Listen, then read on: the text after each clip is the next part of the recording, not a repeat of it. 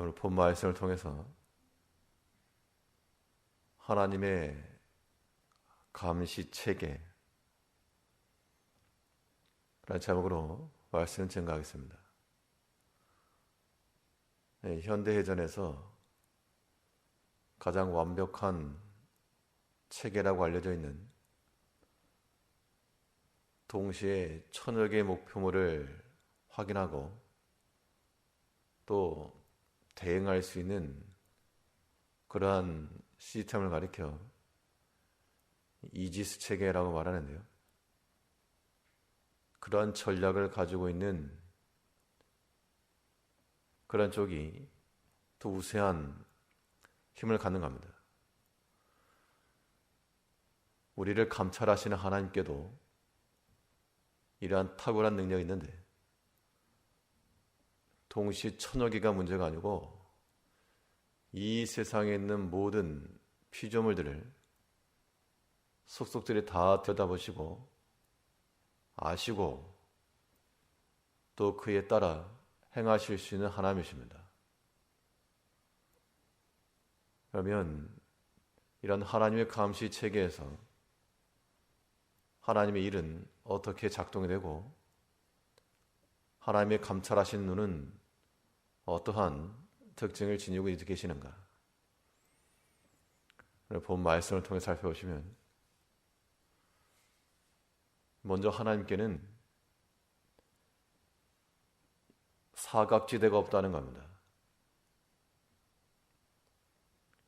이 사각지대가 없다는 말은 하나님 앞에 숨길 수 있는 것이 없음을 깨닫는 겁니다. 사람이 계획을 잘 세우고 또 마음에 완벽하다라고 생각을 해도 이거 하나님은 다 아시고 드러내실 것을 아는 사람들은 그 행하는 것들을 조심하지 않을 수가 없을 겁니다. 그런데 이거 내가 감출 수 있다. 들키지 않는다. 그런 마음을 가지게 되면 거기서부터 죄악된 행실이 나오는 겁니다. 우리가 알아야 될 것은 무엇인가? 하나님 앞에는 숨길 것이 없다. 숨길 수 있는 것이 없다는 겁니다. 본문 3절을 보시면 여호와의 눈은 어디서든지 악인과 선인을 감찰하시느니라. 그러니까 하나님의 눈은 언제 어디서나 작동되고 있는 정상 작동되고 있는 그러한 시스템이라는 겁니다. 우리 이걸 분명히 알아야 됩니다. 내가 하나님을 떠나서 존재할 수 있는 곳이 없다. 이것을 알아야만 우리는 죄악을 피하고 하나님의 기뻐하시는 바로 들어가는 겁니다. 그 시편 기자는 그의 깨달은 대로 내가 주의 신을 떠나 어디로 가겠습니까?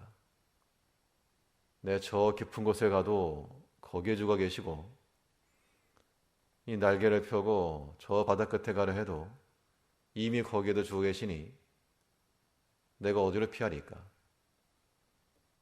그 말 속에는 두 가지 의미가 감축이 되어 있는데 내가 죄를 범하고 하나님 앞에 피하여 설 곳이 없을 것과 또 우리가 어느 곳에 있든지 하나님이 지켜보시고 하나님의 도우심의 손길이 임할 수 있다라고 하는 것에 대한 믿음입니다. 이제 우리는 하나님께서 우리를 언제 어디서나 보신다 이것을 단지 나를 감시한다라고 하는 그러한 두려운 마음으로서만 아니고 그 두려워하는 마음이 있어야지만이 죄를 피할 것이고 또 중요한 것은 언제 어디서나 우리를 지켜보시기 때문에 우리의 모든 형편과 사정을 다 아시고 우리의 위험에 처한 순간도 다 아시고 우리를 도우시며 구하실 수 있는 하나님에 대한 안도감입니다. 하나님의 이 감시 체계 속에서 우리는 하나님의 그 두려움을 알고 또 하나님의 그 은혜와 사랑으로 인한 담대함을 알아야죠. 그 죄를 범하는 자들은 두려워할 것이고 그렇지 않은 자들은 안도할 겁니다. 하나님의 눈은 언제 어디서나 다 역사하심으로 우리가 모든 일 행할 때에 숨기고 감추려 하는 어둠에 속한 일들은 버려야 됩니다. 아담과 하와가 하나님께서 금하신 것을 손에 넣고 거기까지는 성공입니다. 자기들이 하려고 하는 뜻이. 그 다음 하나님이 금하신 것을 어기고 입속에 넣고 삼켰습니다. 그것도 성공입니다.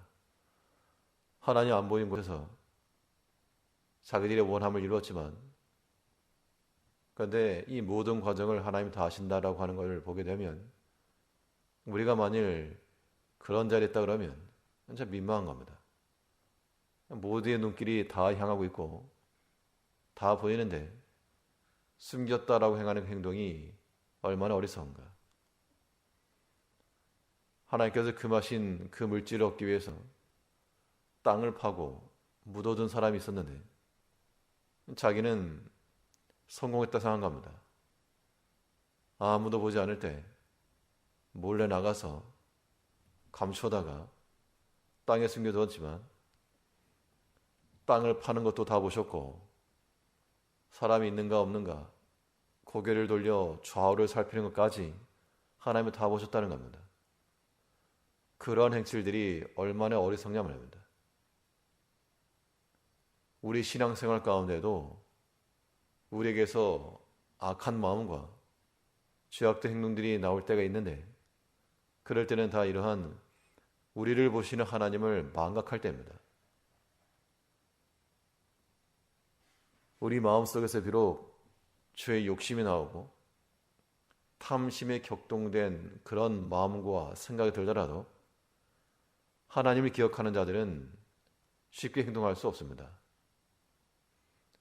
요셉이 그랬던 것처럼 내가 어찌 하나님 앞에 득죄하리요. 보는 사람 아무도 없었어도 하나님이 보고 계시면 알기 때문에 그러한 믿음을 가지고 나아간 겁니다. 사람이 담대하게 죄를 범하는 것은 하나님의 심판이 즉각적으로 임하지 않기 때문이기도 하고 또 우리 눈이 감겼기 때문입니다.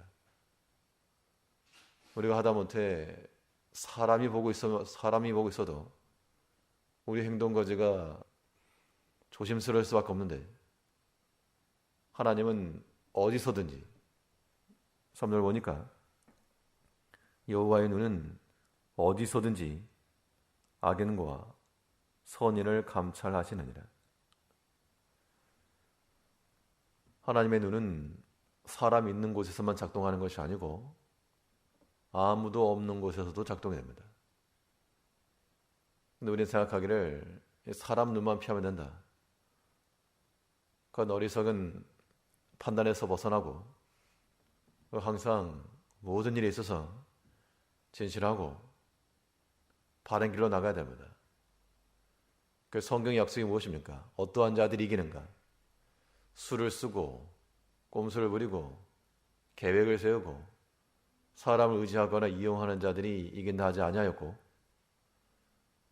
어린 양 그리스도를 따라가며 어디든지 빼내심 입고 부르심 입은 그러한 진실한 자들이 이길 거라 그랬습니다.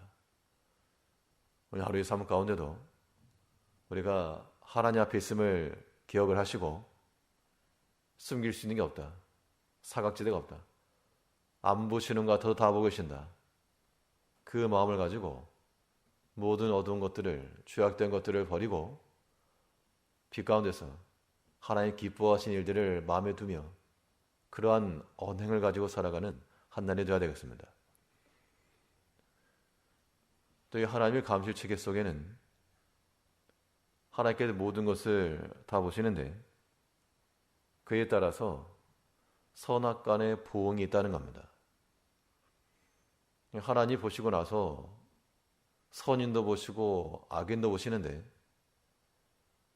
악인에게는 그 죄를 따라 하나님이 벌하시고 선인에게는 또한 그 행위를 따라 하나님께서 은혜로 보응하실 거라는 겁니다. 3절 다시 보시면 여호와의 눈은 어디서든지 악인과 선인을 감찰하시느니라. 그러니까 우리가 이 선을 행할 때 이거 낙심하지 말라 그랬습니다. 선을 행하다가 낙심하지 말아라. 때가 되면 거둘 것이다. 왜 선을 행하다가 낙심할까? 이거 아무런 유익이 없다라고 판단한다는 겁니다. 알아주는 사람도 없고 이것이 어떠한 눈에 보이는 가시적인 것도 없고 그런데 누가 알아주는 이 없어도 하나님이 보신다 했으므로 낙심치 말고 하나님의 은혜가 임하기까지 인내함을 행하라. 또 하나님께서는 악인도 본다 그랬습니다. 그러므로 우리가 선을 행할 때 왜 나만 손해인가? 나만 고생한다. 그렇게 생각할 게 아니고 그 악한 자는 하나님께서 또한 벌하실 겁니다. 성경에 말하는 대로 악인의 형통을 부러워하지 말아라. 비록 그들이 물질의 부를 얻고 높아지고 형통한 길을 얻는 것처럼 보여도 그것을 부러워하지 말아라. 언제 어디서나 모든 걸 다 감찰하시는 하나님 앞에서 우리는 하나님의 것으로만 만족을 하고 그 빛 가운데서 우리 길을 찾아야 되는 겁니다. 그러므로 이러한 우리를 지키시고 돌아보시는 하나님의 이 감시 체계 속에서 우리가 가져야 될 마음은 이 두 가지인 겁니다. 하나는 두려워하는 마음이요. 악을 행하면 벌하시니까 언제라도 그 하나님 두려워하는 마음을 가셔야 되고 더 필요한 것은 선인을 살피시고 하나님의 공의대로 은혜를 베푸실 하나님을 기억하면서 안도감을 갖다는 겁니다. 우리의 여러 가지 형편과 처지 속에서 우리를 능히 도우실 수 있는 그런데 하나님의 도움이 이 악을 행하고 어둠 가운데 속하면 하나님이 떠나시는 겁니다. 우리가 구하지 않아도 하나님께서 친히 나서셔서 우리 길을 지도하시기까지 우리가 악인으로 서지 않고 선인으로 서서 하나님의 은혜를 받는 그런 백성들이 되어 마땅합니다. 하나님의 살아계신 눈은 오늘도 여전히 작동함을 깨닫고 숨길 수 없음을 알고 모든 죄악된 실 앞에서 단호히 버릴 것이며 하나님께서 기뻐하시는 그 자리에서 하나님의 은혜를 기다리며 하루를 살아가는 성도님들 되시길 바라겠습니다. 기도하겠습니다.